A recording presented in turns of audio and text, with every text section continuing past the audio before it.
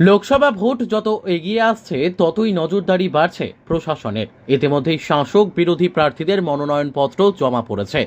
এই লোকসভা ভোটকে কেন্দ্র করে ইতিমধ্যেই রাজ্যে পৌঁছায় কেন্দ্রীয় আধা সামরিক বাহিনী। বিভিন্ন বিধানসভার পাশাপাশি পশ্চিম জেলায়ও কড়া দমে চলছে পুলিশের নজরদারি। বিভিন্ন জায়গায় বসানো হয়েছে নাকা চেকিং। বুধবার রাতে পশ্চিম এবং পূর্ব থানার যৌথ উদ্যোগে রাজধানীতে চলে পুলিশের ফ্ল্যাগ মার্চ। এদিন পশ্চিম থানা থেকে একটি র্যালির মধ্য দিয়ে শহরের বিভিন্ন পথ পরিক্রমা করেন পুলিশ আধিকারিকরা। মূলত শহরকে নিরাপদ রাখতে এবং কোনো প্রকার অপ্রীতিকর ঘটনার যেন সম্মুখীন না হতে হয় রাজ্যবাসীকে, সেই লক্ষ্যেই এই নজরদারি চালিয়েছেন পুলিশ আধিকারিকরা। তবে ভোটের প্রাক্কালে শহরতলিতে যেভাবে চুরি, ছিনতাই, ডাকাতি বেড়ে চলেছে, আর এইসব ঘটনা নিয়ন্ত্রণে আনতেই পুলিশ আগামী দিন কতটা গুরুত্বপূর্ণ ভূমিকা পালন করবে সেই নিয়ম ইতিমধ্যেই প্রশ্ন উঠতে শুরু করেছে।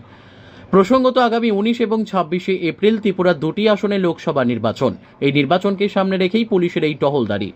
Bureau report, news Tele Bharat.